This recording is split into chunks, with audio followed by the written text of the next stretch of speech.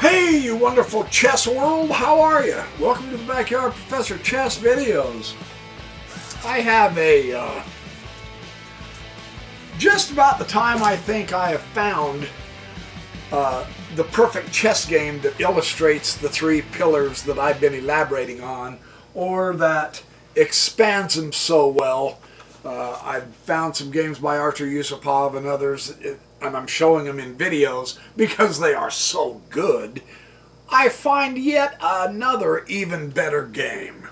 This one is out of Yusupov's Boost Your Chess #2 in the series. There are 9 books in his chess course, and I use his book, The Chess Lessons, as the 10th book, right?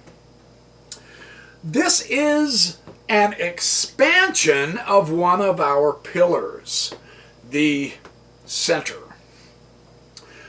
This is chapter 6 in this book, for those of you who have this, page 64. Fighting against the pawn center. I want to read just a little bit because this is really cool information on the center. A pawn center may not be advantageous in all circumstances. When under fire from the opposing pieces, especially fianchettoed bishops, it's also vulnerable. It can become a weakness. Now, isn't that interesting? The center, a pawn center, can become a weakness. Very interesting. Therefore, it's very important to support the pawn center with our pieces. If you advance too much, or if you put out too many pawns in the center too fast without support, they become targets. And he says, you first open fire on the opponent's center with your pieces. And then there can be a time of your choosing, you can break it apart with your pawns. And he has one of the coolest games I have ever seen that really do put the oomph into these three pillars I've been elaborating on, by Bobby Fischer, of course. I mean, that really doesn't surprise us, right? So, and I've written it on paper because it's so much easier. Fischer is the black, his opponent is Martner. This was played in Leipzig Olympiad in 1960. So, let's get going here on this. D4, knight F. Oh, no. Hold on, I've got to redo my numbers. The reason the numbers are inconsistent between videos is because if I put the black pieces on the bottom, I have to renumber and reletter the board so it matches. And if I put the white pieces on the bottom, then it's supposed to be like this. I forgot to put my numbers on right. Sheesh, this is as bad as the heater interrupting me. Ah yes, a much more magnifico. Now it won't confuse you. Boy, talk about confusing.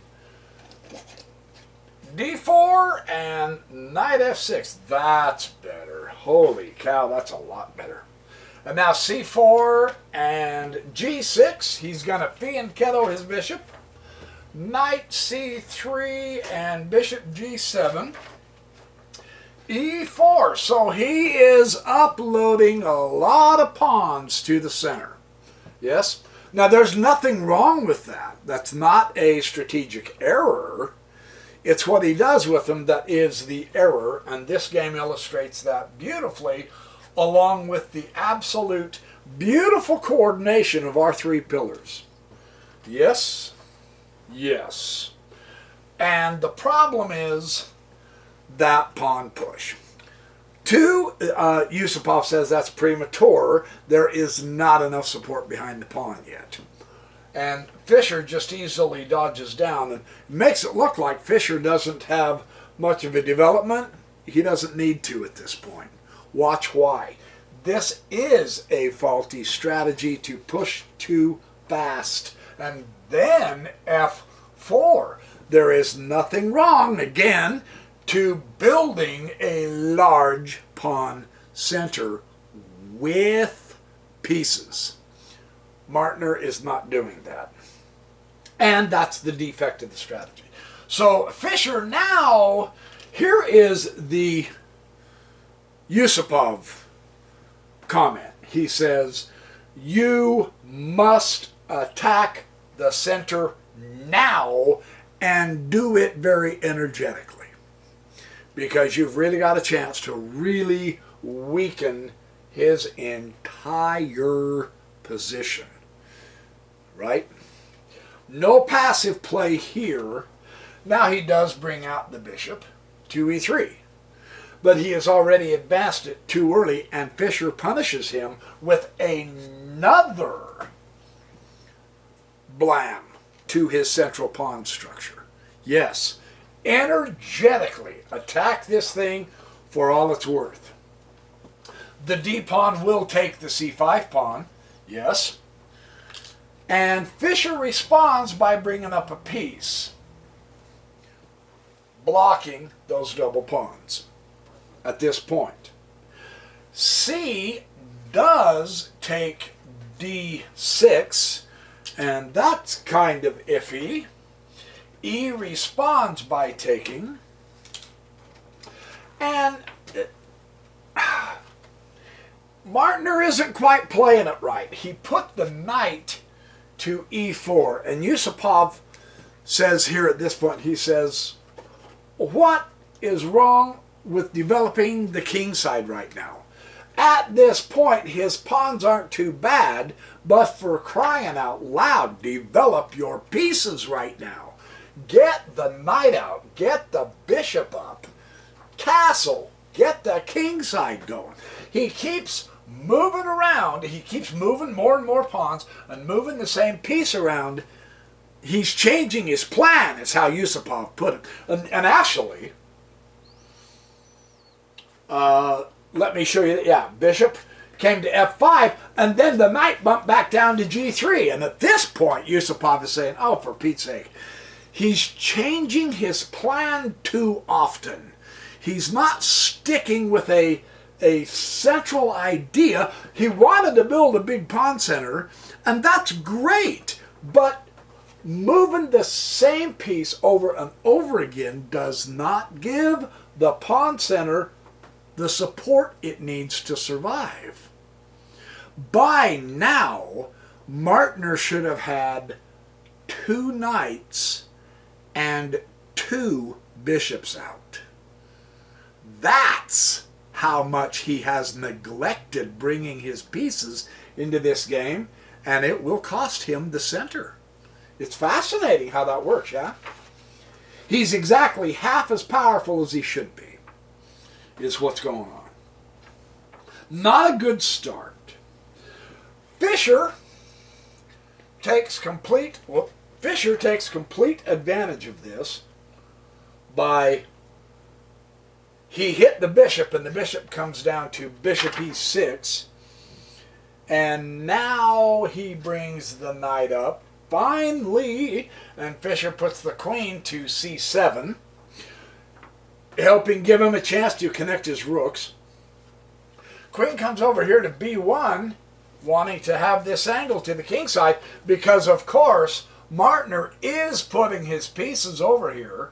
He's brought his knight all the way over here, and he does have more space toward the king side, so that queen move is to help him penetrate into the king side. That's the only reason I can think why he put the queen there. You know, what little I know, that's my comment. Fischer will attack that pawn center once again. And Martner, instead of exchanging pawns, advances his pawn and hits that bishop. Fischer does the appropriate response to an attack from the wing. I've said this before in other videos. It's really important. It's great to see it work. He counterattacks the wing attack with a center attack. he counterattacks in the center to a wing attack. That's how to do her, baby. Yeah. You don't need to be a grandmaster to know that nifty little idea. But you do need to be willing to play it in our own games if we're going to start winning better. Yes? So, yeah, I mean, he attacked the bishop. Take it. And so, yeah, he attacked the knight, so he takes it. However, Fischer's position is better because he's castled and Martner has not. So, Martner has to retake that pawn there instead of continue down this way, right? Because he didn't develop his king side fast enough or good enough to get castled, and that costs him. And Fischer, check this out, bumps the f5 pawn, and you know what he's heading for. Look at the tactic. He's going to hit here and fork the knight and bishop. So Martner says, well, I'm virtually forced to push this. Now, at the first of the game, we were seeing a buildup of a magnificent pawn center. Now what do you see? Shattered shards of glass all over the place. There's absolutely nothing combined or coordinated with White's position of any kind, and his king is really loose in the open, and there's very precious little developed. Now, granted, you know, let's not show our Fischer bias. Fischer has very little developed also, but his accomplishment is greater because he destroyed the pawn center of White. Now he can proceed. And interestingly, since there are no locked pawns in the center, and there are not a lot of occupied pieces in the center at this point, the long-range pieces will become very effective. Let's watch. Let's watch. This is great how this works. Watch this. Knight f6. This passed pawn is of no consequence because it's literally just a little pipsqueak out for a stroll all on his own. So there is no danger to that passed pawn. He has no support from the pieces. He has no rook behind him on the file helping him get in.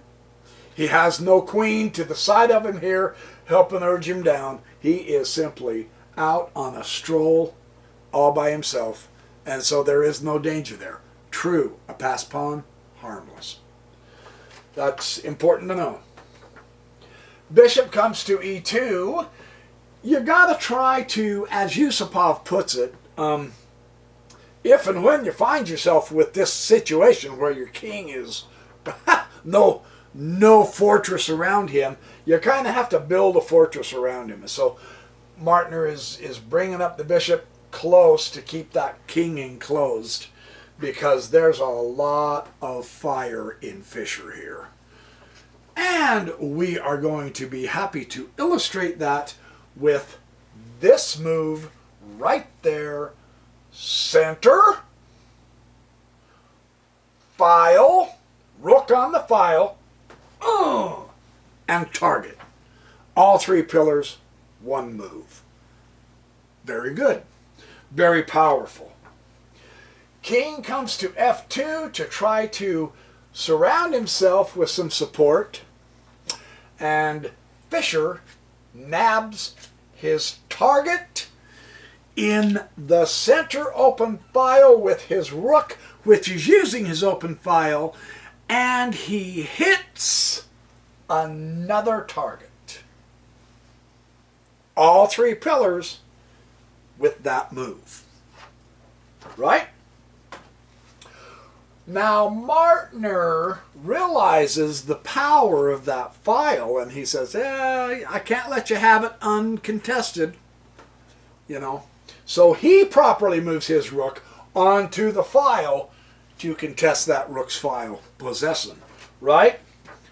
Fischer says, that is wonderful. I will bring my other rook, double it on the file, the central file, and reinforce the fact that I have a target.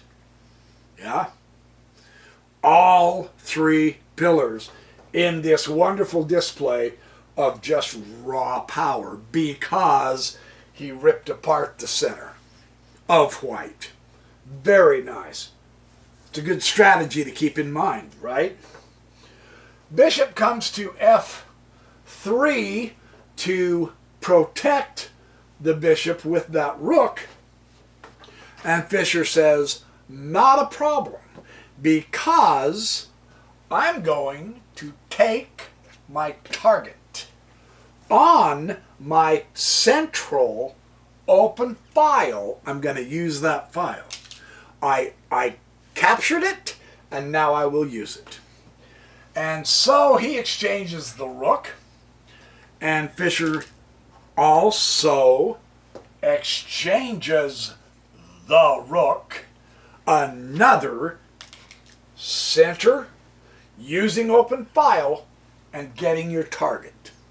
And now the king takes the rook, leaving Martner with the rook, but it's way over here, pinned in by the queen. Those two utterly magnificent, powerful pieces are way off in the corner. The wrong spot to be. Now you can see how exposed this king is, can't you? Very interesting idea. Fischer attacks the target in the center, hitting the king, saying, check. And it is here that white resigned. And you go, really? Yeah. Because if he takes the queen, then the bishop comes to h6, checkmate. Wow. The power of a full development, huh? Yeah, look where those two are left off at. However, you say, hold on. Don't get all excited. Whoa, cowboy. The king doesn't have to take the queen, right? I mean, Martner's got a rook. You know, that can be exquisitely powerful. In fact, it really could be very powerful if he can pull his act together, right? So let's show the analysis. If the king goes to f2, then the knight comes to g4. And the king says, well, yeah, all right, I understand that. I'll come here. And then the knight will go to e3, check again. And the king says, well, that's not a problem. I come here to f2. And I believe it's at this point that knight, where am I, king f2? Oh, yes, yeah, the other knight joins the party. Now white has an option of bringing the queen to here, and this is all Fischer's variation. The problem with that is now the knight comes back up to g4 check, I do believe. Oh, no, he didn't. Yeah, he did. He came up to check the king, and the king bumped back, and then the knight took f3. And from here you can play with some variations. I played with a variation that ended up getting the king checkmated all the way over to here. So, but the point is, white's more or less lost. So the beauty of this is showing all three pillars with an extra help on the idea of the center, the importance of, in the end game, even all the way to the end, either possessing the center with your pawns or pieces or controlling it. Unfortunately, White's center became weak because, yes, he possessed it with pawns, but Fischer blew his pawns out of the water. They became targets. So there's an added help to improve the strength of one of our pillars in our understanding and knowledge to help us keep winning chess. So there's your video. I hope you guys have a magnificent day. I'm having a great day. I'm having a lot of fun. So be good, do well, have fun, work hard. I'm at the end of my water in this glass. Drink lots of water. Stay out of the cold if it's cold where you live. And I will see you in the next chess video. And don't forget to smile, and don't forget to say kind stuff to people, because it's cool to be kind. I'm serious. I'm not even kidding.